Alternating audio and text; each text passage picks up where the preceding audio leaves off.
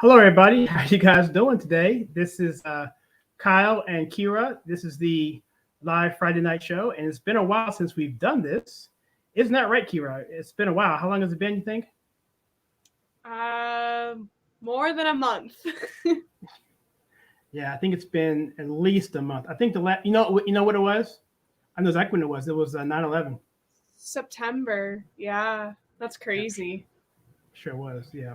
So we talked a little bit in the pre-show there, off camera, and I don't know whether to kick this off first or should I get it through later. But what's going on in your life, Kira? Just tell the audience about you if they don't remember. I mean, it's been a month, so just tell the audience who you are and what you got going on in your life. Yeah, so for those of you that are new, my name is Kira. I am a conservative YouTuber. I mostly just make videos about how I want the outlook of our country to look like. And I've mostly just been pretty busy. I've been busy working. I'm not really working anymore. I'm working on transferring to another university right now. So that's basically what's up with me. Just been busy with working and stuff like that and planning new video topics and yeah. So that's all for me. Yeah, Kira's pretty awesome. I'll go and put your stuff on the screen here if I can find it. You can follow her because typically we do this at the end, but I want to do it now because you see what she's doing. I got it right here, I think. Queued up. That's right here.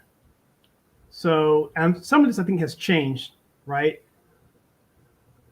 Yeah, my Instagram. So I have two Instagrams just in case Instagram deletes me, because they've given me a lot of notices for some of my accounts. So my Instagram is Kira Marion Carol Bolby, and then my other Instagram is Real Kira Bolby. Right. Yeah. Okay. Well, cool. Well, my name is Kyle. I'm the host, and so this particular topic, we typically like to do things on the loose, just kind of kick it, whatever. But I have a surprise later on to announce with Miss Kira. She gave me permission for that. I'm going to embarrass myself, and I want to talk to you about social media because social media is something that we're all entrenched in. 30 years ago, I'm not showing my age there. Even 20 years ago, social media wasn't what it was, but now it's insane. What do you think about social media now, Kira, just in terms of your life and your friends? Well, I think social media has just dominated everything.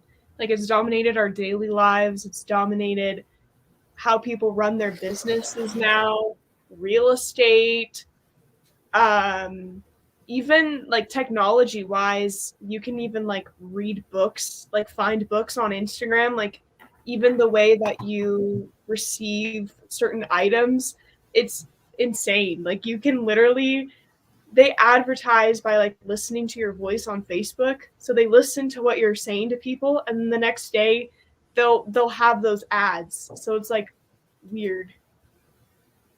Yeah, we can talk about big data in another show, but it's really insane what they can do with these algorithms. It's really scary, actually. Maybe I want to shut my phone off for indefinitely. Uh, Shout outs to the people who are actually here. Mr. Mark Jackson, my man, love the pug, man. The pug just crushes it. And Texas political uh, commentaries, awesome. I'm going to go through these as normal. You guys are regulars, but if you're just watching this, if you laid the comments in here, I'll flash them on the screen. If for some reason you don't want to have that, just put an asterisk by it or say don't display, and I'll just read it and so forth because just want to respect everyone's wishes there. But if you put it up there, I'm going to assume you want to show it, and I'll go through it and we'll talk about it as it goes through. So yeah, Kira, you're absolutely right. Social media is dominating everything, and we did this before. We would trolls. Remember, we had that Family Feud game show thing with trolls and how to handle trolls. I want to do that again, but the setup was so hard to do. I need another person to help me with that. But this episode, we're going to actually talk about, in the end, if we get to it, some of the conservative social media sites out there that claim to be,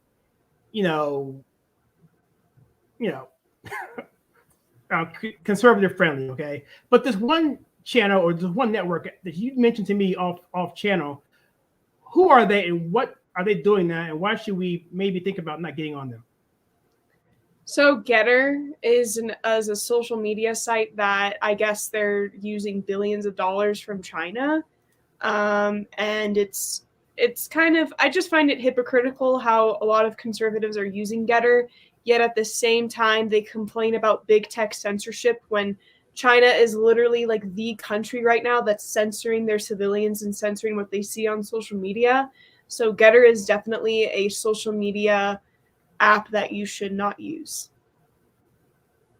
Yeah, well, my wife told me today about it. I heard it in passing, and I wasn't really happy with Getter only because they weren't really disseminating my stuff. So it was kind of like a selfish reason for me. It wasn't like they aren't, I'm not getting any likes at all, zero. I'm like, come on, seriously? And I have like 640 followers, whatever that means. So I'm probably gonna get rid of it as well because I think Parler is coming back in a big way. I heard that Melania Trump is on Parler. Had you heard that? Yeah, I just saw that today, actually. Yeah, there's some rumors that she's actually going to. Well, it's rumors are that that's going to be integrated into Trump Social, the new network that is going to be bringing in. I think first quarter 2022. And have you looked at that at all, Trump Social? What that's about? I did a video on it, but it's still kind of vague as to what they're going to do and how they're going to do it. I don't know that much about it. I was told he keeps saying that he's going to release it at a certain time and then he doesn't release it. So I don't even know at this point if I'm going to go on it, because I feel like, because I don't know if it's actually going to happen, because he keeps saying, he's like, my social media is coming out in a month. And that was like back in that was in January before the inauguration. He's like, don't worry, I will have the social media network come out in March, and now it's December, so I don't know. I might just not even hop on it. But yeah, it's because what happens is when you're so like separated, you have to learn different platforms, and it's like then you have to tell your friends, well, can you get on this? Well, can you get on this? Well, can you get off that and get on this? And it's like people like, and some of my people are, well, I don't want to be, well, I'm old, so I can say this. They're old like I am, and they're like, dude, come on, seriously. I just stick with Telegram, but I think if everyone can just agree on one platform and it's not China-based, whatever, then I'm going to be on board. But Mark, dude, you are so funny. I didn't mean to laugh while you're talking to Kira, but Mark is so hilarious. I love him. Yeah, use the internet to escape the real world. You used the real world to escape. That's so true, though. That's actually so true. He's not wrong. It's like we can end the show now. Thank you, Mark.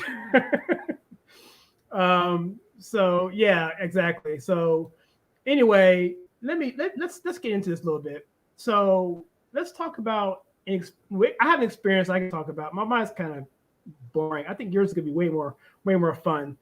Can you talk about what happened to you? I guess it was this week with social media. It was today, actually. Oh, today, nice.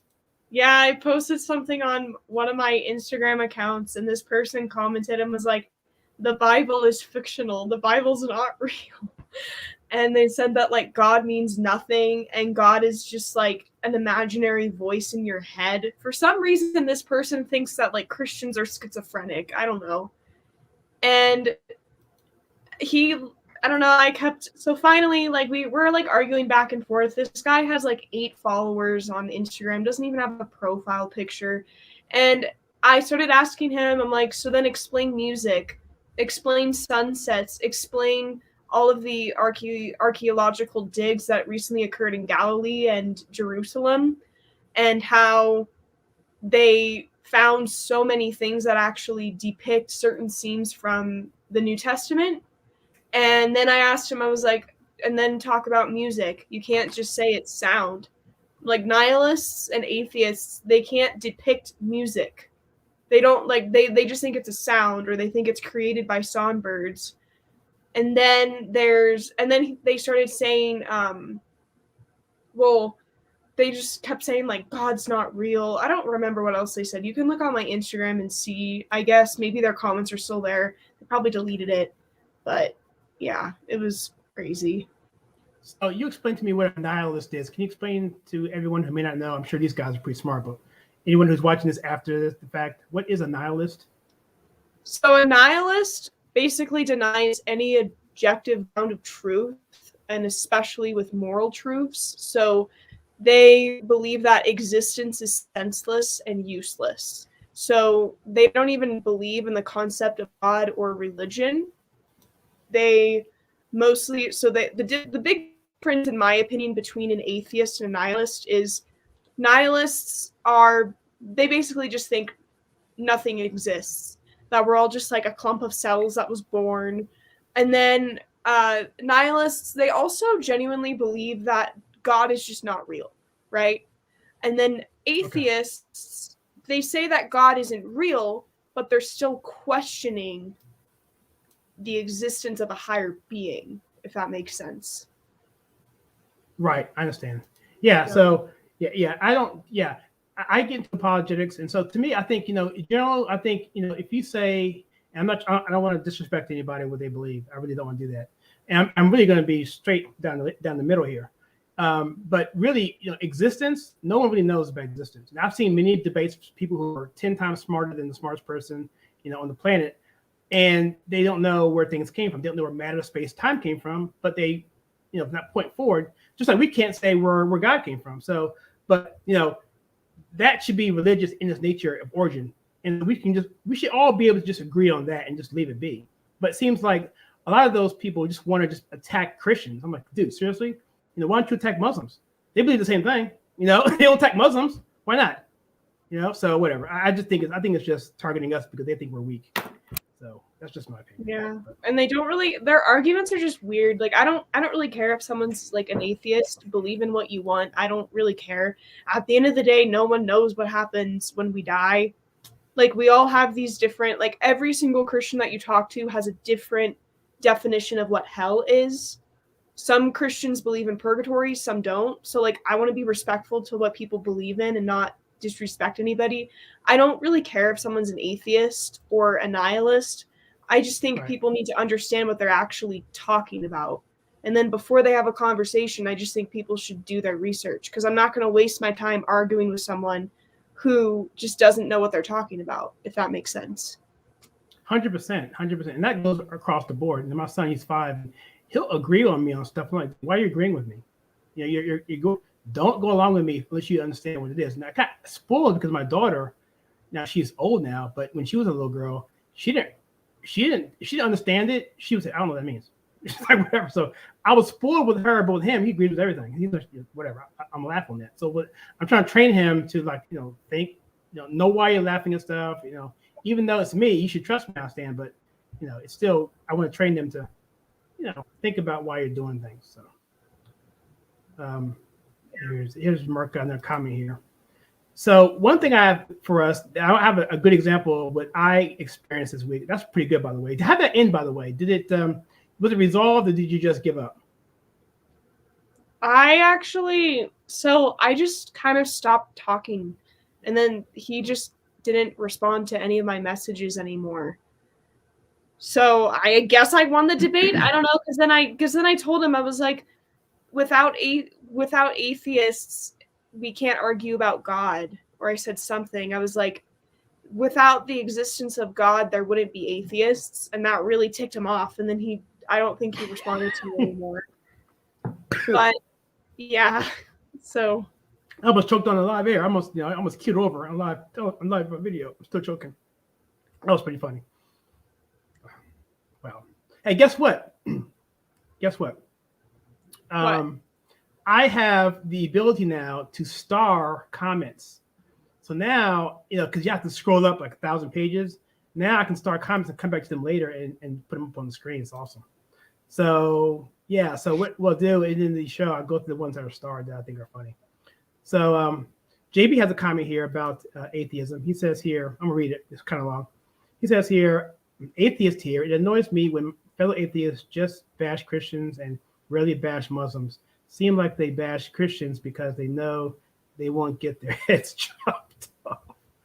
Well, I mean, I don't know what that's about. I mean, I guess Christians are turning the other cheek, I guess. I mean, that's, we think we're soft targets, I guess. But I don't know. I guess because the argument is the same, right? Because Muslims, Jews, and Christians really believe in the same omnipresent God of the Bible, right? And they believe the Bible, they believe the Quran, all that stuff. So, the Torah. So really, argument should be against all boards. To his point, yeah, I mean, why don't they go after everybody? I don't know. So I'm not going to touch that because it's kind of sensitive. I don't want to, really offend anybody, but it's a really good point. It's a really good point. It is annoying. It's like, dude, come on, seriously.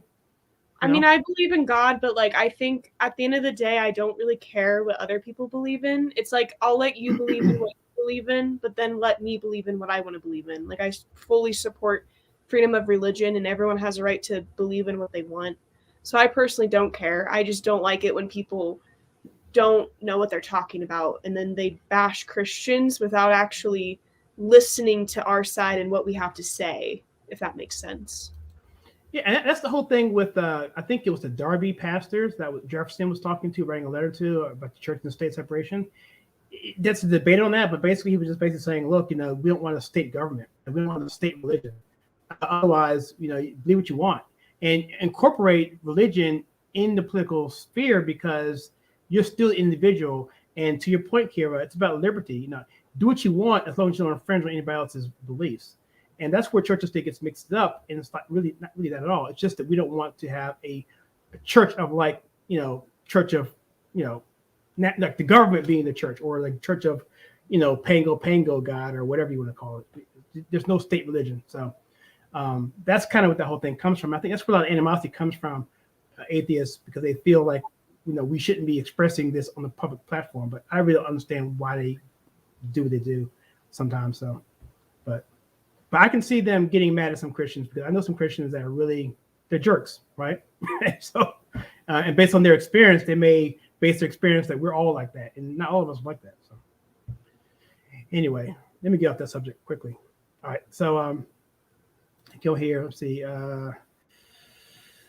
Someone gives you a crap about being an atheist. I'd be the first person to hop up. Yeah, I mean, exactly. I mean, that's what liberty is all about, right? I mean, because you want to be treated like you're treated. What do you think about that? So, okay. I don't want to sound rude because I have my own opinions on atheism. I was raised differently than a lot of people my age. I was raised in a multicultural household, so I was raised very religious, but a lot of the time I just don't really care if someone's an atheist. I think it also depends, because there are some pretty rude atheists out there too that think their opinions are more superior than Christians. And then they get mad when we actually try to have a conversation. So I think it depends on the atheist, and if they're trying to be respectful and actually trying to have a conversation. Because I will not stand up for an atheist that's rude and disrespectful to Christians, or that's like bashing people and their faith. I wouldn't bash an atheist for their faith, but if they are actively being rude to a Christian or someone from another faith, just because they disagree, then I would not stand up for you. I'd just be like, dude, just stop being rude. Right. So I don't know. It depends. Yeah. It depends on the person's actions. If you're not being respectful, I'm not going to defend you. But at the same time, like, you have to be respectful of other people's beliefs. The thing that I don't understand is they get mad at you for believing in God, and then when you try to have a conversation with them, they get mad at you, and they're like, well, I don't believe in God. You don't know what's going to happen after you die. And it's like, I don't know. I guess I was raised differently because I am a very religious person, but I don't really care. Yeah. Yeah, I should be left alone, So I just want to be left alone. You practice what you want to practice, and then let me practice what I want to practice, and I'll respect you. But if you're going to be a jerk to people around you, then I'm not going to support you. I don't care who you are or what your faith is. Just be a nice person. I don't know. If that makes sense. Yeah. And if you're just joining us, we're talking about social media, and Kira had experience on, I guess it was social media, obviously, regarding the discussion about atheists and nihilists, which I just learned what they are today. And we're just talking about the whole thing, and just be nice to one another and treat people like you want to be treated. And, that dog is pretty cool. That dog is from JB, by the way. There's two dogs, actually. There's JB's got a dog, and Mark's got a dog. Wow. I had a dog once. Did you have a dog? You have a dog, right? I have two dogs. You have two dogs. That's right. Yeah. Yeah. Yeah, they look pretty awesome. Yeah, it was like a little white one, right? They're Maltese. So I have a Maltese Terrier and then a Maltese Poodle. The Maltese Terrier is very hyper. The Maltese Poodle is very calm. They're So so they get along. yeah, they're sisters. So Oh, the Maltipoo is the older sister, and so every day when they wake up, they always have to go find each other, and then they give each other oh, kisses. seriously? You got to record that. Yeah, they do it every morning. Every morning, like they'll come out of their rooms because sometimes they sleep in separate rooms, and then the Maltese Terrier, one's named So the Maltese Terrier's name is Daisy, and then the Maltipoo is named Charlotte. And so every morning, Daisy comes out of a room and just tries to find Charlie, and then gives her kisses before they go outside. It's very cute. Dude, you so got to do that. We do a live stream in the morning. Now you're 2 hours behind me, so yeah. Well, you recorded. I can just see it when I wake up. So They're very cute. So They're super sweet. And then when they go on walks, Daisy always waits for Charlie. So they're very close. Wow. How old are they again? 3. 3. Okay. Cool. Yeah, that's awesome. So before I get into my segue, my little thing, my thing is not quite as happy. You want to share with me what's going on with a certain day? Is it tomorrow or is it Sunday? Or is it Monday. this week? It's Monday. What's going on Monday? You can share it if you want. I don't really care. All right. So I'm going to say it here because I'm going to embarrass myself. So it is Kira's birthday, her 21st birthday, and I have to sing happy birthday. I'm sorry. And it's going to be on Monday, by the way. It's not today. It's on Monday. Well, I should record it now and then play it on Monday. So if you guys are listening and you care, you want to join in with me, you don't have a microphone, but I'll sing by myself. So I'm going to sing happy birthday. Happy birthday to you. Happy birthday to you. Happy birthday, dear Kara. Happy birthday to you. And many more. So, and what are you going to do? What are you doing for your birthday? I'm going to Las Vegas. Oh, man. Dude, that's so hot. I'm very excited. I'm going to my birthplace. A lot of people don't know I was born in Vegas. So then when I tell them, they're like, oh, your personality, that makes sense. Okay. Okay. That can go a lot of different ways. That can go a lot of different ways. I'm not even going to even speculate. I was born in DC. So that could be horrible because that's a swamp. It's literally a swamp. It was built, and it's a swamp still, which is crazy. It's a swamp and it's a swamp. So figuratively and originally. So yeah. Anyway, but yeah, cool. So what I'm going to do here, what guys I've lined up for you, I have a website here that I'm going to show you, and we'll just kick in here and just talk about some things. I'm going to show you the experience that I had this week on social media. So I'm going to share my screen here. Hopefully I don't mess it up. Right here, and what I want to show you everyone is a list of 34 social media problems that are happening. I guess now this is a 3-year-old article, but going through them, it seems like they're all pretty much applicable. And the thing here is there's 34 of them. I'm not going to go through all 34, forget that, but I did highlight a couple of them, and as we go through, I'm going to just talk about them and see what you think about it. And we kind of talked about this one in another live stream, Kira, cyberbullying. Now you have an experience. If you want to share what you want to share, again, that's fine. I have the clip from Candace Owens. Again, I can show you if you want the Candace Owens clip you and her. I haven't deleted it yet. But if you want to share a little bit about cyberbullying for you and how it's changed, has it gotten better with what's going on in your story? Do you mind to talk about it a little bit? Yeah, so I was really badly bullied back in high school. People would bully me on Instagram all the time. I was bullied a lot, and practically to the point where teachers would also pick on me too. I had a history teacher who was really, really mean to me in class. Like, he would make jokes that he thought was funny that I was really upset by. He made jokes that, like, my parents were white supremacists. And then I remember one time we were voting in a mock election, and I was like there were maybe a few other students who voted for Trump, This was in the 2016 election between Trump and Hillary. And we did a mock election. It was anonymous. And I remember voting for Trump, and everyone moved their seats away from me so then they didn't have to sit with me. And then after the election, so people were spreading rumors about me in school, claiming that I was a white supremacist, a KKK member, and stuff would spread about me on social media. There was like an Instagram account that would post how conservatives aren't welcome at the school. I was bullied. I was just bullied a lot as a kid. And it would follow you home a lot too. So then my senior year, I actually had to switch schools. And things were great. But then I started I really liked this guy. But then he actually, his friends peer pressured him into not talking to me anymore because I was conservative. And he was afraid to be seen with me out in public because of my political beliefs. So then I just decided not to talk to him anymore one day because I was just over it. His friends were really mean. They, yeah. And then I also experienced a lot of hate in college. We did a video on it. I'm not going to repeat it. You can just go watch it. But I experienced a lot of cyberbullying in college, high school. People would send me messages.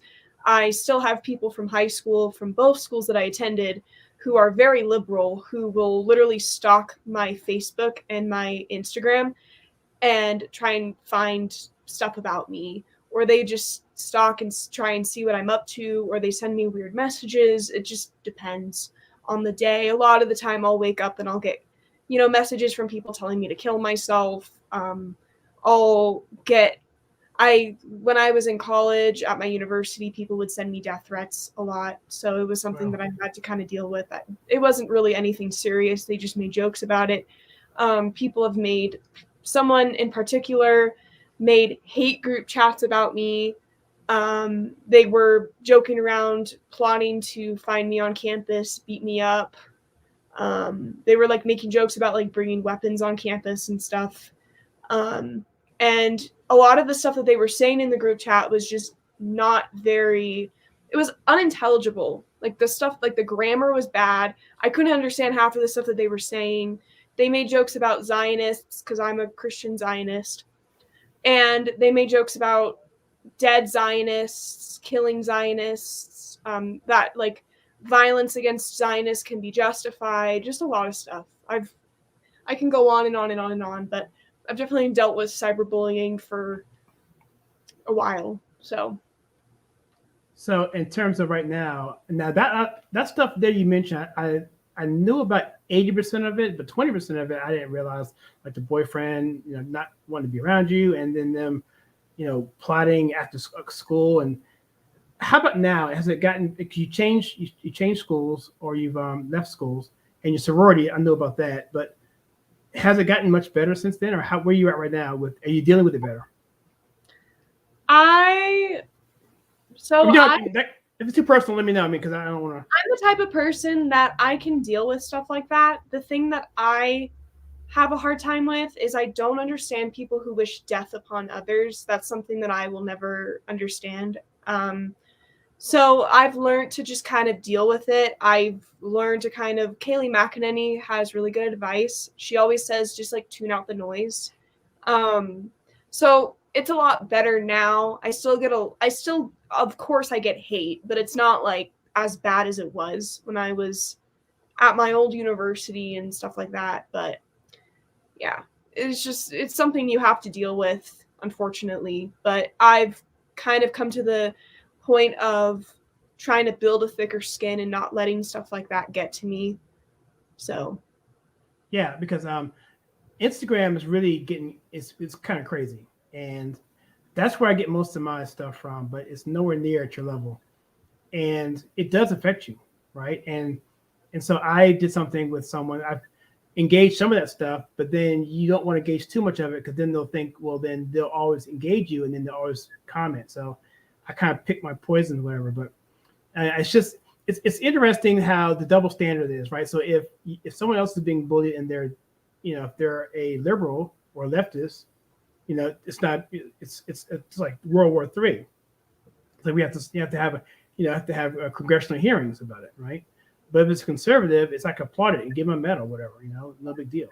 So that to me is it makes it like a double whammy, right? Because you know that you have less people on your side in the mainstream world to defend you. So that's why it's even more important for us to have conservative families like we have here to help support each other. I'm actually having a person come on to actually do mental health issues on this channel because I'm seeing way more stuff. She has her own practice and she's had tons of experience. So I'm gonna bring her on for a show and we'll see what happens there. But people being hurt and being, shunned, Thanksgiving, Christmas, the whole thing with losing friends over the course of time, it's just a lot. And people are just having all kinds of tendencies. And by the way, before I get off on that, I did have this, we talked about this as kind of being funny, is that people, one of the things in here is proper grammar is forgotten. Yeah. It's like, we laughed about that last time. Yeah. I was like, I thought about that. So I was like, yeah, you hit it. And by the way, Mark, nailed it there. I'm gonna bring it back on the screen here. I actually started this one. Sounds like you're doing something right? I mean, do you feel that way? Do you feel that people are attacking you because you're doing something right? It depends on the person. I know a lot of people that I went to high school with who treated me poorly. Another thing too about cyberbullying, there are a lot of anonymous websites out where you can just type random things in a message and then it goes out into the internet and it's anonymous. No one knows who you are.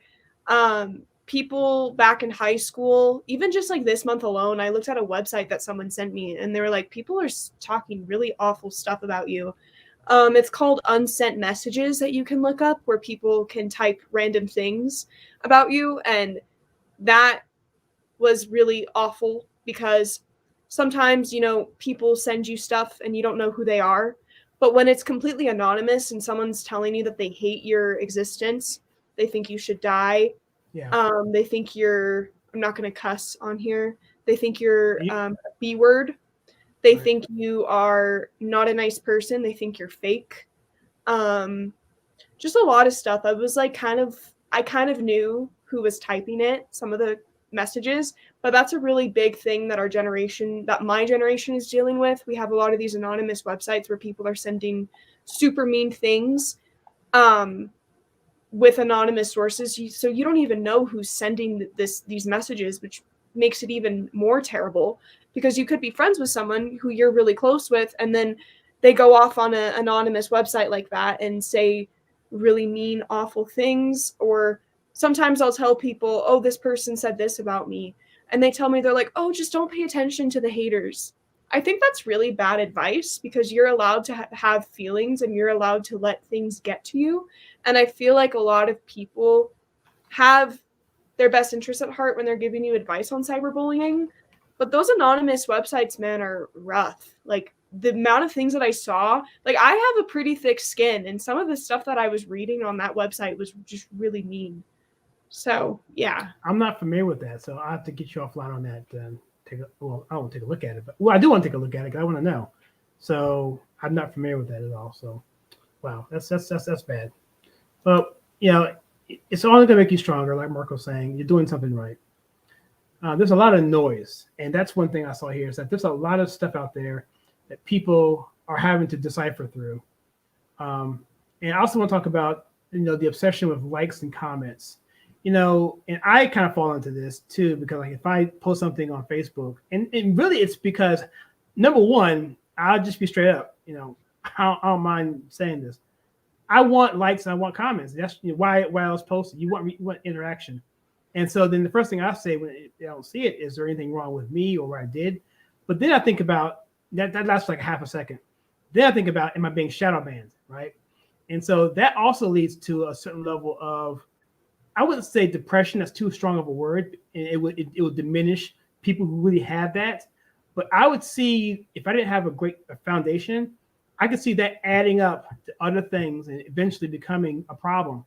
And so shadow banning and also not getting likes and comments, to me, it almost seems like it's like putting something out there and not getting you fruit for your labor, even if it's something simple. Because you want your message to go out there because the rest of the world isn't telling you what the truth is, right? It's like the Matrix, right? The red pill. So what are your thoughts on people's obsession with likes and comments? Do you have an opinion on that, or is that something that you deal with or have an issue with?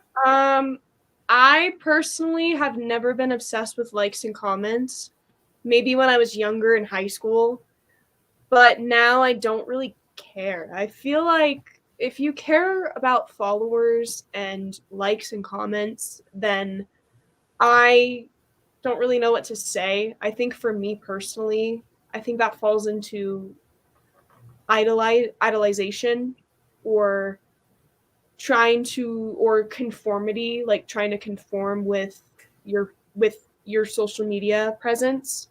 And there's like strictness in the Bible. Like I live my life by the Bible, and I don't want to offend anyone that may be an atheist, because I think you should be allowed to believe in whatever you want to believe in, like I've said a few times before. But I live my life by the Bible. So I think people who are obsessed with likes and comments, it's hard not to be obsessed. But at the end of the day, it's literally just a screen, and they're just numbers on a screen. And I feel like God created us not to conform into society, because society was basically created by Satan. So Satan's roaming the earth, and he created society, and he created a bunch of really disgusting things. But God wouldn't want you to conform. Christians were meant to stand out. Religious people were meant to stand out. And like no hate to anyone who doesn't believe in God. That's your decision. That's your belief. But I have never personally been obsessed with likes and comments, because I feel like it kind of goes against the 10 Commandments. Wow, that's pretty cool. And I'm guilty of that. So makes me rethink my perception of that. So I'm just gonna put them out there. If whatever happens, happens. Because really, like you said, it's just ones and zeros, right? It's just images. So if it doesn't go out there, there's nothing you can do about it anyway. So whatever. Yeah, and it's like literally just a screen and just a number. At the end of the day, if you think about it, one thing that I was told when I was kind of young, I think it was from my parents. They said, social media could literally, every social media outlet could be deleted tomorrow. YouTube could be gone. Facebook could be gone. All of those social media sites could be gone. And it's literally just a social media outlet. Instagram is fake. Facebook is fake. Every social media outlet out there is fake. And at the end of the day, I think you have to have a thick skin. And when it comes to the 10 Commandments too, I don't know. For me, if social media was deleted tomorrow, I wouldn't really care. So I don't know. I just think it's just a number on a screen, and it's not that big of a deal. And Mark says he didn't agree with that. He tries to imagine, for better or worse, that a real person behind those numbers. It's kind of like the Wizard of Oz, where he says, "Don't pay attention to the person behind the screen." You raised really, really good points there. And you said your parents were the ones that told you about that, all the social media platforms being gone at one point. Is that what you said? Was that your parents? Yeah, I don't know who it was. It might have been my parents, but it was just really good advice I got from someone I looked up to. So I think it was from my parents, but I don't know. I feel like if social media was deleted tomorrow, I honestly would just try to live my life. So you're welcome to disagree with me, but I hope I'm not offending anybody. I don't know. I'm a very religious person. I don't think you. I think whole. So yeah. I think Mark's pretty laid back, but he does tell you how he feels. So we stand with Mark, but he's not being. I think he's just letting you know how he feels. But for me, I think you're right about the 10 Commandments. We're supposed to be salt, right? We're supposed to be an irritant. We're supposed to kind of stand out. So that's really, really good. So if for me, I have an advantage because I remember when we didn't have social media, right? I remember in the 80s when, just like Stranger Things, right? In fact, if you watch Stranger Things, I was the same age of those kids in the same year of that particular show. And I can tell you that Stranger Things, the 80s was exactly like that. Of course, they kind of condensed stuff together, all happened one summer, but all that stuff actually happened, and we lived our lives that way, our bicycles and all that stuff. So I could probably resort back, but it would be painful. And I know some people would be I mean, it would destroy their lives. I mean, you know what I mean? Because if you have your phone if you don't have your phone that's charged, people can go into anxiety attacks. No, yeah. So, which leads me to my next point. I'm gonna bring it up here quickly, is face-to-face interactions. So, or lack thereof. So, it's interesting, Kira. During this whole pandemic, I was actually somewhere. I forget where I was. I was at the bar. I went to karaoke night for the first time in over a year. This is a true story. I mean, obviously it's a true story. I would lie to you, but I went to the bar for karaoke night like 3 weeks ago. And I had gone to karaoke night religiously, really more or less, every single Thursday night, Wednesday night, whatever. And it's like a family community, whatever. Go out there, I'd sing, whatever. So I went there. They were open, and then I talked to the bartender there, with one of the waiters there, and he was like, "Yo, man, what's going on?" And kind of connected, and then he hugged me, right? And I'm like, it's a dude, right? So, I'm not, I don't do that, but but he hugged me, and it felt so good to have the interaction, to have someone actually who's not your family member, who's not your kid, who's not, whatever, just interaction and touching somebody and having that interaction. I was like, I think we are built for interaction. We're social creatures. And I'm like, that's, I almost was like, really about to freak out there. And so I realized that we missed so much in the interaction with the pandemic. And so it's almost the same thing with social media, because we don't ever interact with people face to face. It's always like we are now or on the screen. What are your thoughts on that? I think face-to-face interaction is something that my generation struggles with, because we're so glued to our phones. And I used to be really bad about being on my phone a lot, unfortunately. Like, I would go on it for hours. And so this year I was like, I really need to cut back on my phone use. And I feel like these things really just get in the way of social interaction. It really gets in the way of like having that connection. So I think social media has really ruined that, and it's really ruined a lot of social interaction, where more people in my generation are more antisocial, I feel like, in my generation. So it's hard to have that connection face to face. Yeah, it is. With the pandemic, you have Zoom now. Everyone has the ability to do it now. Whereas before all this happened, to set up an online meeting call, it was like pulling teeth. What are you talking about me online? You doing it on phones and FaceTime? No, it's this. But now everyone has Zoom skills. Even my mother, she's 80. No, she's 83. And she has Zoom skills, right? So I'm like, it's just changed the whole fabric of our society. So it's been, in some ways, even less dependent on face-to-face or having meetings.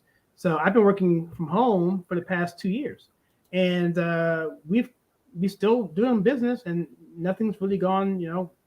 We're managing, but even my team members, I don't want to speak for them too much, but even they would say we kind of miss having lunchtime or having the ability to go to someone's desk and talk to them and interact with them. Even though there are some inherent advantages of having it, virtual, but still there's that human interaction I think we're missing. So I'm trying to get to all these comments here. Mark's a cool dude. He doesn't care. It's just Mark disagrees with me all the time on YouTube, so he calls me out. I love that. I love being held accountable. It's the best thing, because it makes us get stronger and better, and especially when people have the best interests at heart, which is what Mark definitely has. So let me go through a few more here, and I'll go to my little example that I did this past week. It can trigger sadness, and I think, envy, jealousy, it makes us compare our lives, which I can see that, because, even for me, I'm guilty of this. If I do any kind of shot, I actually clean up my room. I make it just like a sock in the corner. I'll move the sock if it's in the shot, right? So my life on YouTube is like not the same, right? It's different. It is. I am playing up to the camera because I want a high production value. But sometimes I will do something, Instagram Live. I won't care as much, but it does make things that way. And I can see someone saying, "Well, Kyle's life is perfect." Oh no! Come to my house for about 25 minutes. You'll find out quickly my life is nowhere near perfect, and vice versa. I'll see someone, on Facebook, whatever, we're seeing people at their best most times. It's like, well, what am I doing wrong, right? This guy has this, and I don't have that. So, what are your thoughts on people comparing lives with each other and jealousy or anything like that? Do you see any of that? Well, I personally think that jealousy is a disgusting feeling, and I think it's one of the worst feelings a human being can emote. I just think it's gross. It makes you feel bad. It's just not a fun thing. So for me personally, I have compared myself to people. Unfortunately, I feel like everyone has. I'm not perfect. I feel like a lot of people think I'm perfect, but at the end of the day, like, we're all human beings. And I feel like a lot of people forget that when they're on social media. Um, and we've really projected a generation just in general with social media where everyone's wanting to put out their highlight reels on the perfect parts of their day. Like, for example, I wouldn't post anything about me getting out of bed in the morning because my room's messy when I get out of bed. So I think there's just a huge disconnect. And of course, like, we're all going to compare ourselves to others. I mean, none of us are perfect, but you do feel a sense of disgust towards people. Like, I've been jealous of people that I've seen at conferences. Like, I've looked at girls and I'm like, oh, that girl's so pretty. And then I find myself comparing myself to others, and I think that's also a disgusting emotion to have, is comparison, because you feel like there's something wrong with you when you're comparing yourself to someone. But in reality, you were made for a purpose, and people need to remember that just because someone's different than you doesn't mean you're not anything less compared to another person. Like, you just need to have a sense of a thick skin when it comes to comparison. Yeah, Mark says here, been jealous before. Kira's right. You're disgusted by the way you feel. Yeah, these are some thoughts I hadn't even thought about, really. So for me, I need to reevaluate some things that I do. I'm being transparent here. I just feel like, I just want a perfect product when I put it on the screen, whatever. But at the same time, you're not really being authentic all the time. So, and I don't necessarily feel jealous, but I do. Well, I guess that. Well, I guess envy would be something, or like, wow, that's so awesome, whatever. I guess that could be envy, I guess. But if they're doing something really positive, I'm like, that's awesome. I'm going to encourage that. But some carnal side of me still is like, wow, it would be nice to have, a Tesla, right? But at the same time, I'm like, well, do I want the payments, or do I want the maintenance on it? So I'm like, so what I'll do is I'll live vicariously through people. So if I have, friends that have all this good stuff, I go up the house, I look at it. Wow, that's cool. I'll play with it, and I go home. I'm glad I don't have that. But I don't have the maintenance with that. I don't have the debt involved in that. So that's kind of how I've dealt with that sort of thing. I got a lot of people who have a lot of things, and I've grown up with a lot of things. My parents are pretty well off, but I'm not. So so I feel like I can at least see things and be around things and then be part of things without feeling I have to actually have it and possess it, because there's a downside to having that stuff too. It really is. So see, Mark says here, I'm not happy with myself when I feel that way, but Kira added, some people project the anger on others than themselves. Good show. The door swings both ways. Absolutely right.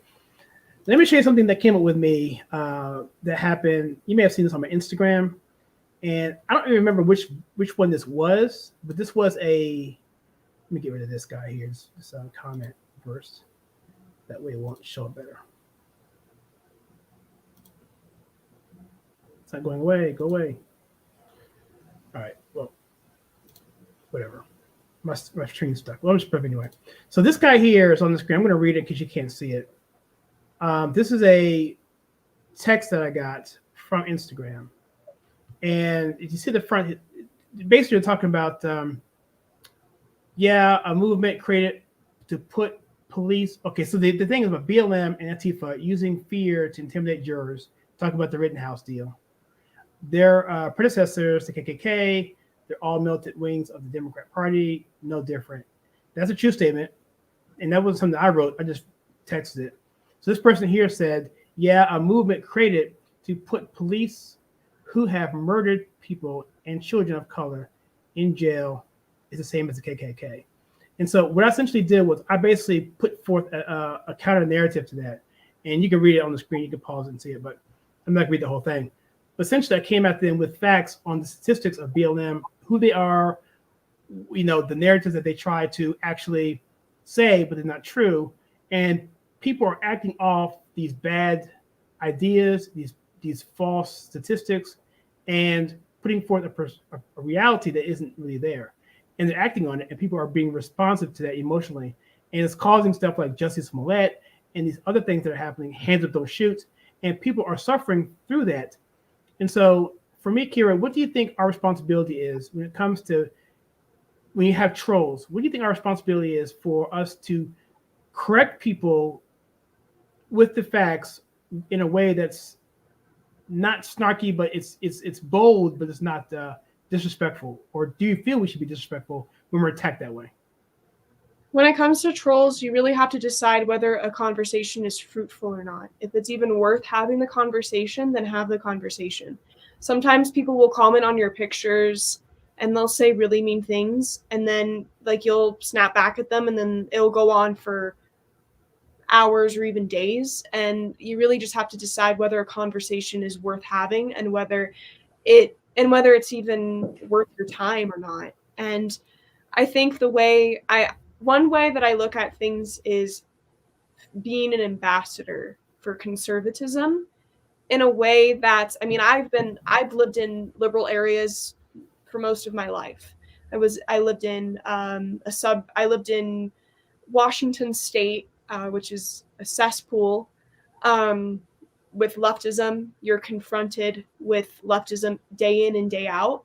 And then, New Mexico's a purple state, so it's both blue and red. But you really have to look at things. You have to be careful about what you're saying. One thing that I do is, in general, don't post something. Don't be so obsessed with clickbait is how I look at it. Like Candace Owens said it really well recently. She did a Q&A where she was like, if I wouldn't want my grandmother to see it, then I wouldn't post it on social media. If you wouldn't want your parents to see what you're posting on social media, then don't post it. So you really just have to try and be an ambassador for conservatism and be as respectful and compassionate as you can. Wow, that's cool. That's a good idea. And on Facebook, I don't do that. I'm more sarcastic sometimes, and it's not. Me too. Even though I'm not even though I'm not disrespectful, I do it in a way that's really like mean, but it's not like, they can't flag me for it because I'm not saying anything to them, like name calling them. But it's like, yeah, you're basically, I'm telling them they're basically an idiot without calling them an idiot.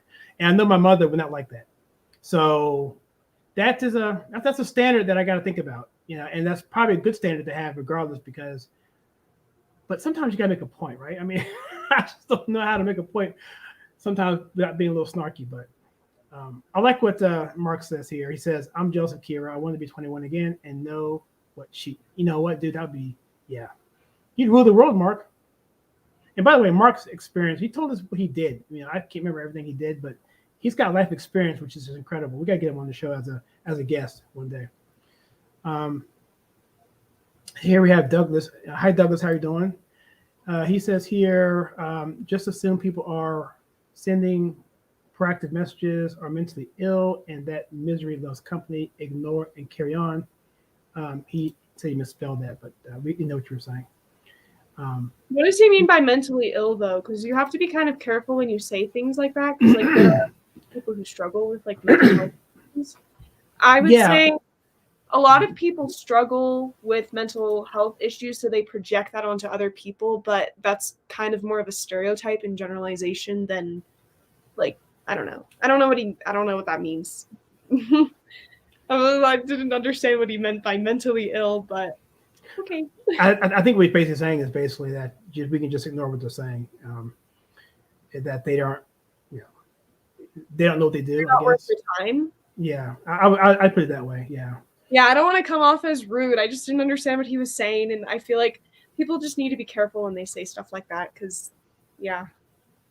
I think the sentiment is definitely correct though, because in term, not the mentally ill part, but just the part of just carrying on. Misery does love company, right? I mean, people love to bring you down. I posted a picture, and this is this is probably pretty bad, but I think it's pretty accurate.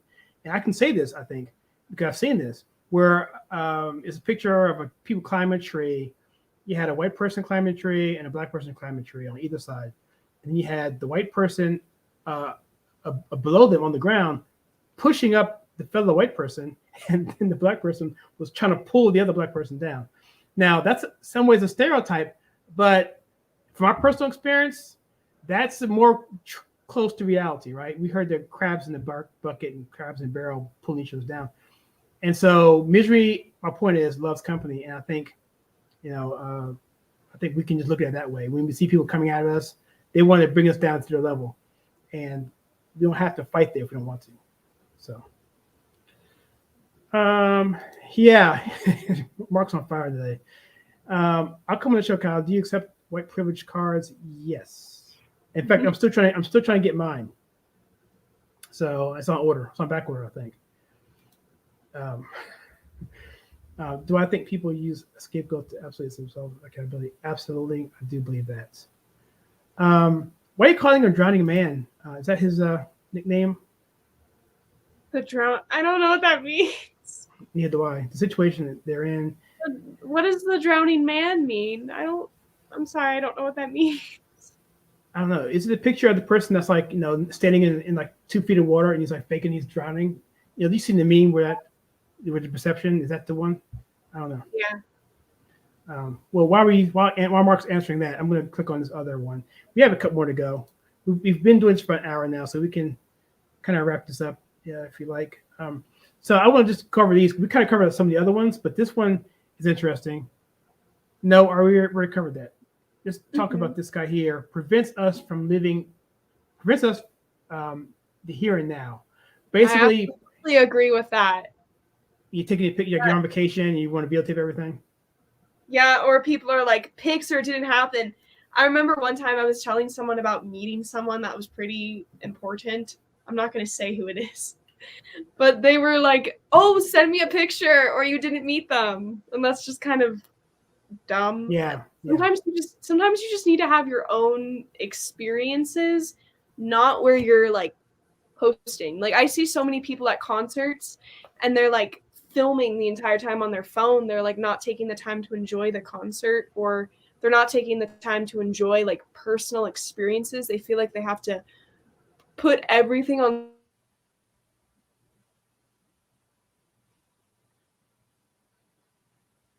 I think you're saying put everything on social media. I think she got stuck there. So I'm gonna take over from here until she gets back. So for me, I'll tell a story. When I was with my son, this is before everything broke down with the pandemic. He likes Matchbox 20, and I actually like the Counting Crows.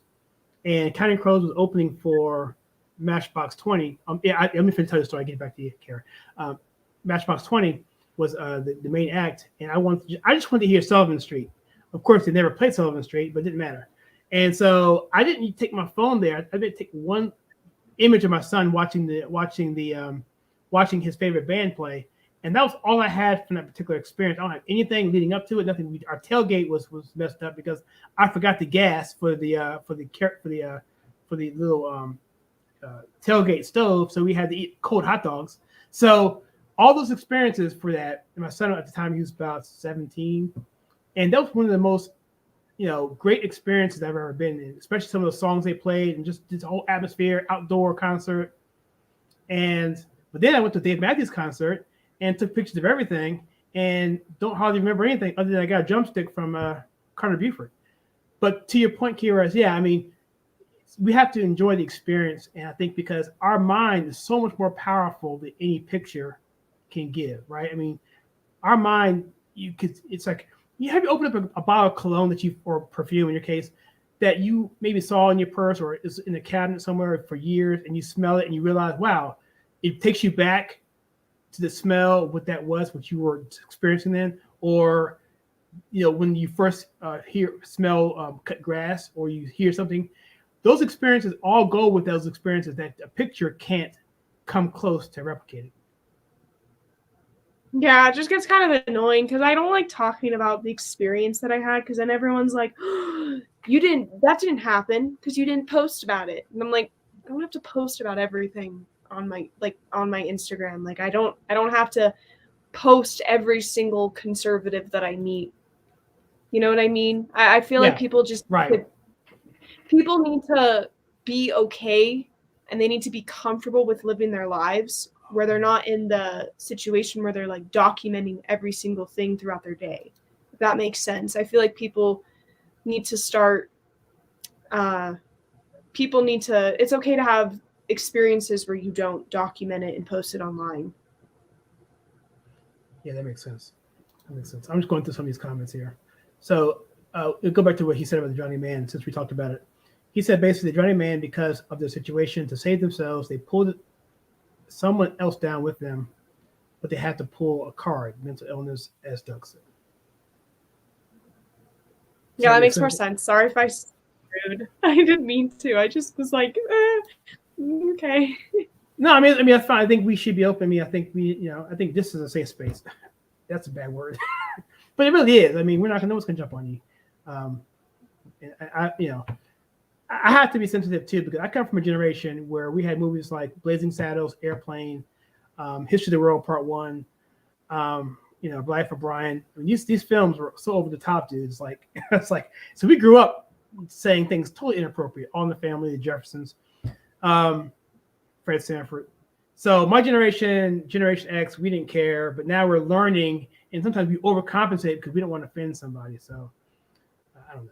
It's just a balance. I think, to me, once people know your heart, that's all I care about. Because if someone if you're an old person and you call me, that little colored boy, whatever, and you were born in like 1940, and that's what they call people. In fact, black people call themselves colored. I don't find that offensive at all.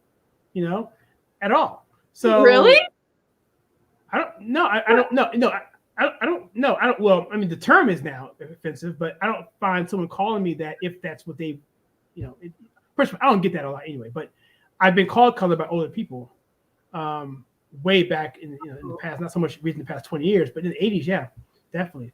So, but to me, my point is that the intent of what they're coming from, not coming at it like they're, trying to be disrespectful, they just didn't know. That's kind of what I'm getting at. Yeah, I didn't know that. That's interesting. I didn't even know that was a thing that people said. Wow, okay. I'm like, yeah, the NAACP still has the C in there for colored, so they still have it in there. So they don't. It's inappropriate now, so of course, but yeah. So in fact, the funny thing too, because like some things are different, right? Like some things have different connotations. Like now, something might be offensive when back then it wasn't, which is why I posted something about cancel culture being un-American, because things were so different back then for different things when it comes to social media, that we feel the need to ruin people's reputations because of something they posted 10 years ago. So I think it just depends on the connotation. Right. Yeah, and there's no discernment there at all, or there's no grace involved when it comes to that, especially when they're out to get you. I think about Kevin Hart, man. I mean, he's a comedian. I mean, give me a break. I mean, he lived his life wanting to host the Oscars. Here you have this guy who's like 5 foot tall. He's, probably never, amount to anything from a sports standpoint. We always picked on whatever. And now he's like one of the highest paid comedians on the planet. He got a chance to do the Oscars, but because he told a joke 7 years ago, he basically couldn't get that opportunity anymore. And I thought that was, I don't, whether that's fair or not, I don't know. That's someone to determine. But where do you stop? Where's the slippery slope there in terms of where does that end? When do you stop? At what level do you say that that's inappropriate? It's a slippery slope. Mm-hmm. And I think, like you were alluding to, we all are growing, and it's inappropriate then, it's not appropriate now. Trust me, I said some very inappropriate things back in the 80s, and thank goodness we didn't have social media then, Yeah. I've been canceled big time. So yeah.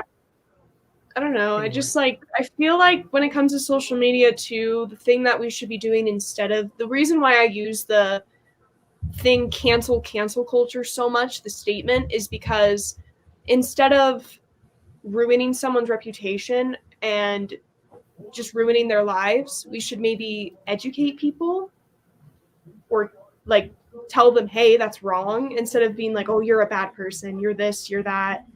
So I just think people need to be careful, and instead of canceling people, we should educate people on how to do better, if that makes sense. Yeah, I agree. I think what people are doing is they're using to weaponize it. They're using it as a weapon to get people to that's all that really is. That's why they only, well, the left eats their own from time to time, but typically they try to come out to conservatives because they want to either cancel debate or hurt us or get us out of the public platform. Let me see. I'm just going to try and get to a couple of these. Corporate cowards firing people is what powers cancel culture. If businesses stood up for these people, yeah, well, I agree with that, and told them to get lost, it would stop cowards on what powers cancel culture. Yeah, I think it's pretty complicated. I think you definitely hit a point there, Douglas. What do you think on that, Kira? Do you think that's something that's prominent, or do you think it's just a rare occasion that you see I that? think in general, not just like with corporate or the workplace, just in general, a lot of people are cowards. A lot of people aren't speaking up or standing up against cancel culture. So I think it just goes into every segue in life when it comes to cancel culture. I just think more people should stand up. If more people stood up, then, cancel culture would stop. That's just my opinion. Yeah, I think it's going to come to an end. I think eventually people are going to get tired of it, and it's going to become a joke, right? And I think that's what's going to happen. It's going to become it's just going to become something that people laugh at. It's okay. Here we go again, and then eventually, hopefully, they'll calm down. Like political correctness was really, really big, like in the '90s when it first started coming out, but then it kind of like tapered off. People said that was kind of stupid. Now it's kind of even more back, but I think it comes in flows. Hopefully, cancel culture will be looked at as silly, hopefully, in the next 2 or 3 years, and it'll be less likely to see that. And sometimes cancel culture is good. If you really are a scumbag, then cancel the person. But if you weaponize it for just every little thing, then it becomes stupid. So here it says the conclusion here. There's always two sides to the coin, same coin. And that is something we shouldn't forget. If you use social media in a positive way, positive things will come. If you use it in a negative way, negative things will come. And that's the end of that article. So that's kind of a cop-out in some ways, but it's true. What do you think? I'm sorry, what was that? That if you use social media in a positive way, positive things can come. If you use it in a negative way, negative things can come. To me, I think it's kind of a cop-out, but it's a true statement, I think. Yeah, I agree with you 100%. So, okay. All right, well, cool. So let me see if there's a bunch more comments here. So we'll go through these comments and now let's go through some conservative social media sites that I wasn't aware of. And we can call this video to a close. So Mark says here, where are we at?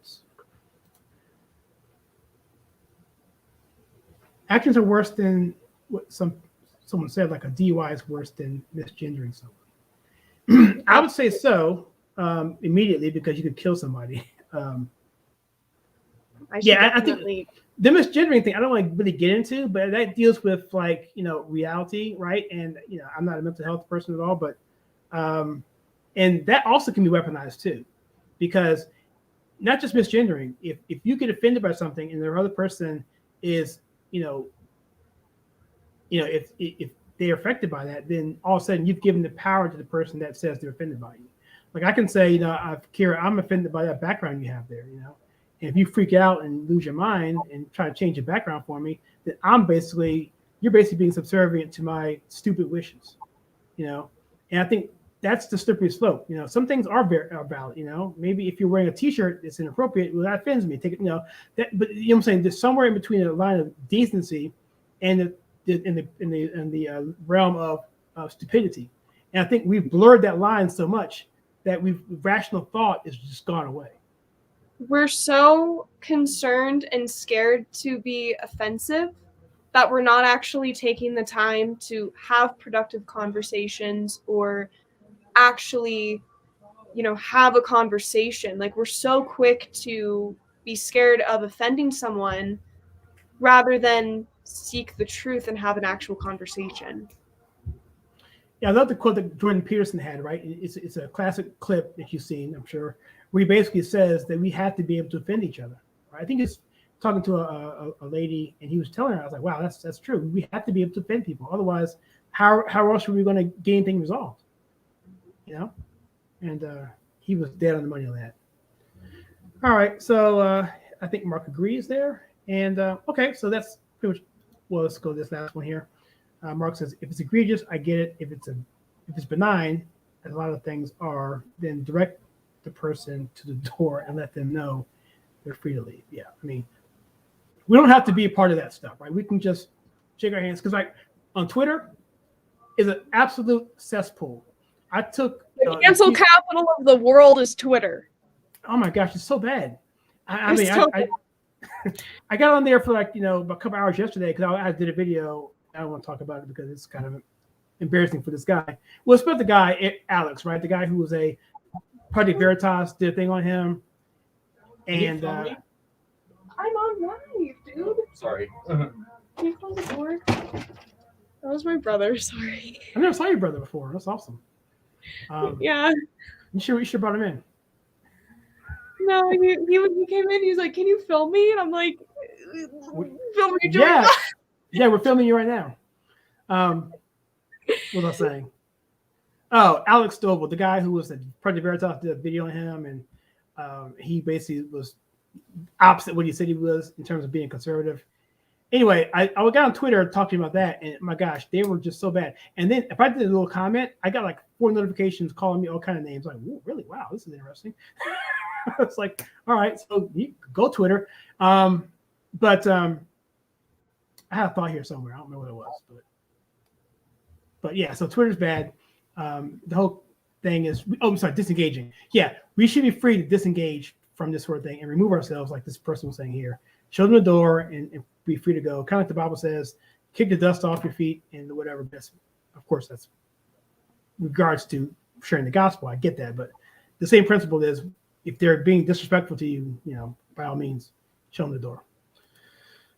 All right, cool. So we've gone for about 1:16 minutes. Do you have anything else you want to? No, just Mark's comments being funny about my brother. What do you say? You see it? I'd move. He barges in again. Tell him I want his number. He be sexy. He won't come in again. Oh, you can see that. So you can see the ones in the queue. Yeah. Okay, cool. I didn't realize that. Okay, cool. Yeah, so you can read them. So, and Mark is funny, man. Mark's a cool dude, man. So we'll get his white privilege card, and we'll figure out how we can get him on the show at least, so we can hear his voice at least. Anyway. So happy birthday, Kira. I am jealous, envious of you going to Vegas. I want you to take a picture of everything you do and film everything. I'm not filming everything. I am totally jealous and envious of you because I think you're better than I am. I'm kidding. I leave Sunday, so I'm like really excited. Okay, so I need advice, y'all. What should I get for my first drink? Ooh. What should I get for my? You're 21, yeah. So, well, I don't know. Well, I mean, in Vegas, I get a drink that's famous for Vegas. I imagine. I have no idea. Vegas has Vegas does things like Texas. They do things outlandish, right? They do things big and crazy. Gold dust in their desserts, kind of stuff. So I don't know. I'm thinking about getting a martini. There you go. You know what? That's so Frank Sinatra, right? That's so Rat Pack, right? That's Dean Martin. If you do it, you gotta do the classic one though. You gotta do the vermouth and the gin, right? With the olive. It's disgusting, but that's the classic. I had a pina colada once because my dad went downstairs to go get a drink, and he's like, "Do you want anything?" And I was like, "Get me a pina colada." And he got me one. It was really good. Well, see, I'm in North Carolina, and Jimmy Buffett, is big down here, the Wyndham Championship, and he kind of sponsors that with his Margaritaville. So every time I hear pina colada, I'm like, "Is that him? Right? That's him, right?" Jimmy Buffett. Yeah. Even I think about him, pina colada. So, yeah, that's cool. Oh, I don't doubt that, Mark, that you have a good microphone. In fact, I would imagine that your setup is probably 10 times better than mine. Oh, Blue You need Yeti, to that's get good. on the channel. I would love to watch that. Yeah, Mark's a yeah. guy. Yeah, yeah, and don't. Yeah, yeah. I would say I tell people if they want to come on the show, you don't have to show your face. Just make sure you have a good icon. I just don't want to see that. That one that's like the person with the circle and the little body. It's kind of creepy. Get a picture of Tina Turner or your dog or your a cactus. Yeah, someone told me they were like, for your first drink, you should get a Long Island tea. No, and my parents told me absolutely they're like not. hammered. No like, way. You'll get drunk, and I was like, okay, then I won't do it. the reason why you shouldn't is because number one, they're really big, and number two, you can't tell there's alcohol in it. It's really strange how they mix it. It's got like 5 different alcohols in it. I don't know much about it. I mean, I've had a couple of them in my life, and they will put you on your It would be a bad experience. I would just try something a little bit, yeah.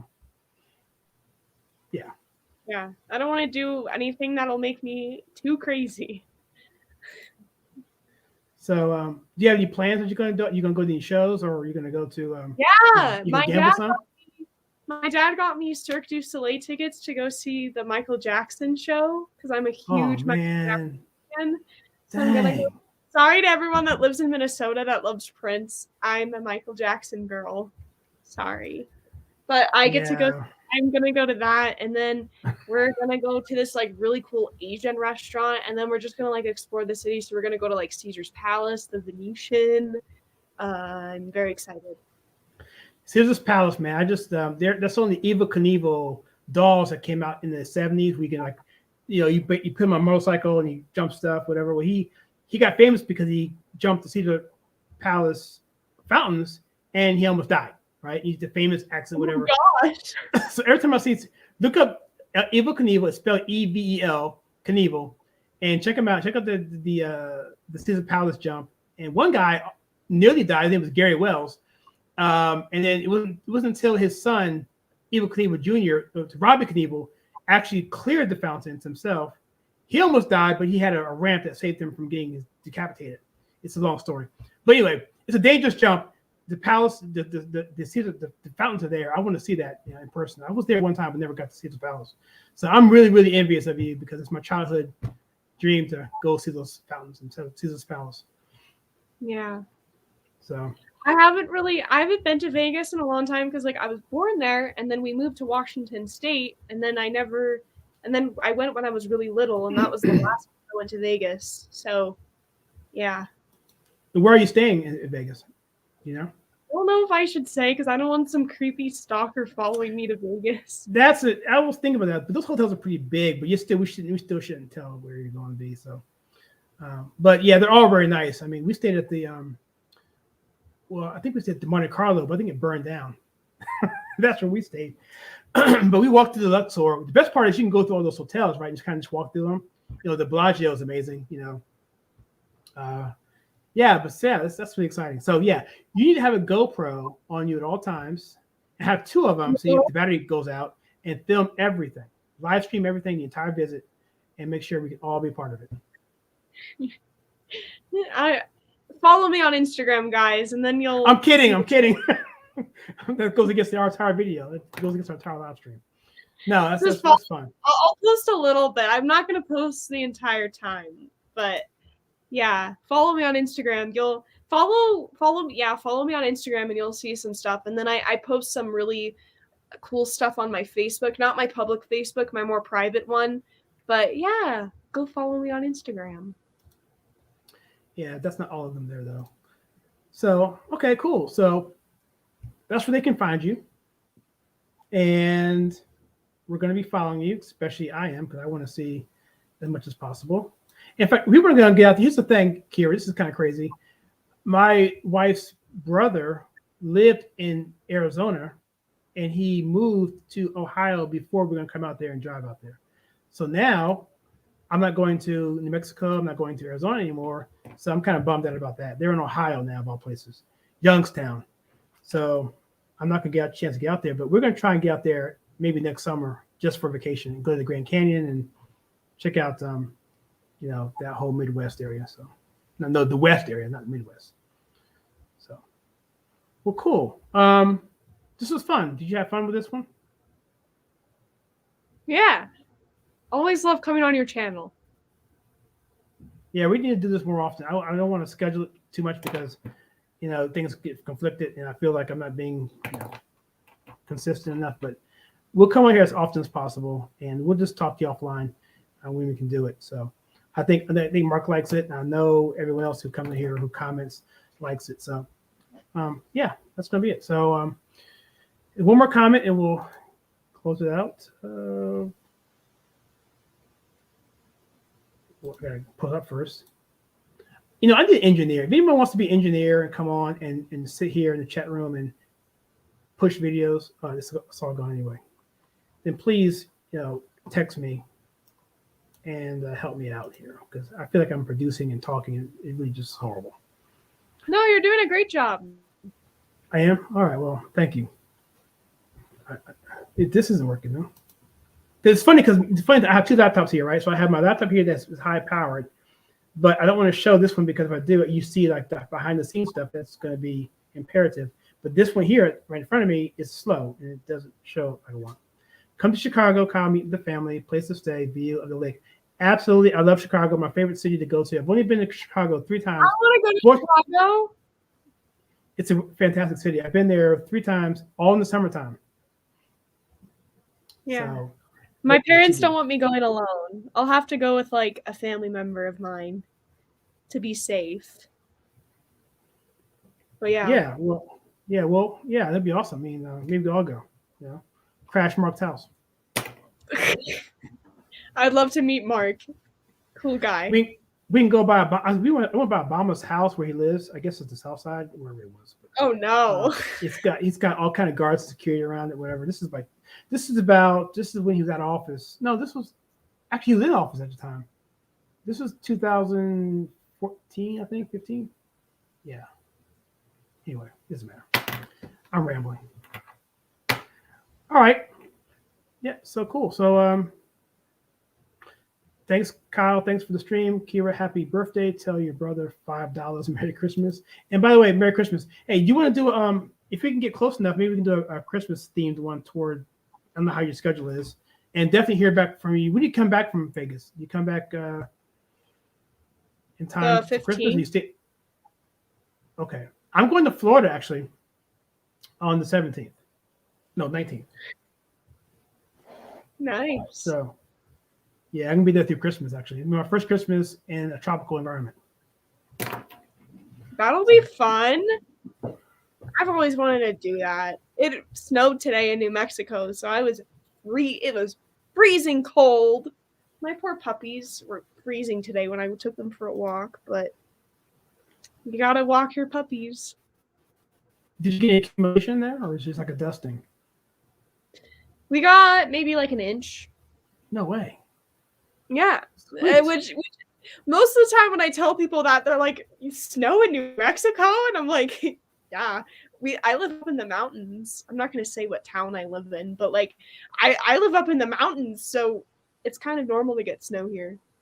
But it's really pretty, especially when it's like when winter's almost over. The mountains get like yellow with the trees, so it's beautiful. Yeah, I mean, we drove there last year, I think. Yeah, it was last year, and it was just. I mean, we have mountains here on the East Coast, but they're not really mountains; they're hills.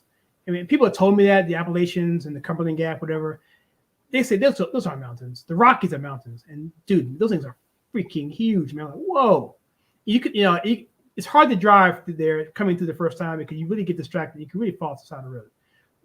Driving's like, whoa, it's really, really cool. So awesome. Yeah. So in Montana, they had 6 feet of snow, Montana, 6 inches of snow last weekend. Okay, yeah, I believe it's dumped. Montana's a beautiful state, by the way. Their meadows are stunning. Yeah, I want to move to Montana or somewhere out there. I think that's where the movie, this TV show, was it called? I can't remember the name of it. It's the sheriff is up there, but or maybe Yellowstone, Montana, Wyoming. I can't get the two mixed up. But it just seems more peaceful out there, and less politics. But I don't know. Yeah. Anyway. I love Montana. All right. It's beautiful. Yeah, we'll just call it here then, I guess. So you have the last word, Kira, and tell everybody again for the third time how they can get a hold of you and how awesome you are and your birthday and all that cool stuff. Yeah, it's my birthday on Monday. What? So you can follow me on Instagram. My Instagram is Kira Marion Carol Wolby. My other Instagram is Real Kira Wolby in case Commie Zuckerberg wants to delete me off of there because I think Instagram is partnered with Facebook. And then you can follow me on my public Facebook account. It's Kira Marion Carol Wolby. And then my Telegram is Kira Marion Carol Wolby. And you can also follow me on Parlor. My Parlor's Kira Wolby. Yeah, I'm very active on Facebook and Instagram, though. But I would love to talk to more people on Parlor. So in like a minute or less, talk to me about Parlor because I stopped going to Parlor about 6 months ago. Are you active on that at all, or has it gotten a little bit better in terms of logging in, logging out? It sucks to log into. I hate logging into Parlor. But I love the app. Like all of the people that I follow on there are great. I just wish I had more people to talk to on there. So yeah, it's kind of Parlor does get kind of boring though, to be honest. Well, I'm gonna get back on there because I'm gonna get rid of Getter. And if those of you just getting on, I'll repeat what you said about Getter and China involvement. I heard it today twice. So yeah, I wasn't liking Getter anyway. So I'm gonna kill that app anyway. So I'm gonna get on Parlor. I'll look you up, Kira, on that, and we'll connect there, I guess, as well. So. All right. So everyone, Mark signed off. It's awesome. And everyone else on this live stream, thank you so much for coming on. And one more comment. Let me check to see what's on here. Just be respectful. Just thank everyone for coming on. And Kira, again, thank you for taking the time to come out. And happy birthday to you. And everyone, Merry Christmas. Facebook owns Instagram. Yes, we know that. Yeah. Oh, that's why it sucks. Anyway, so with that, it does, man. By the way, Facebook and Instagram are trying to get you sucked in to combining your accounts. So what happens is if you get banned on Facebook, they can ban you on Instagram at the same time. So if you're logged in, so don't connect your accounts on Facebook and Instagram. Keep them separate. Don't do that connecting thing. They keep asking. I got a message saying that they will lock you out of your account December 17th if you don't do something. And I've tried doing it a lot. It's like 2 authentication to log in. I don't know, maybe someone was trying to hack me or something, but it was really weird. Yeah, 2-factor is important if you can set it up. I have it for all my stuff. It's a pain in you know what, because you got to go to your phone to get like a key to type in that rotates every 60 seconds. But it does, I guess it does help, I guess. But the fact of locking you out, I guess they're forcing us to go to 2-factor authentication. Sounds like it. So, all right. Yeah. We've gone long enough. All right, so everyone else, thank you so much for coming on the show. And I will see you in the next video. And Kira, again, thank you so much. God bless. Merry Christmas. And I'll see you next time. Bye, guys.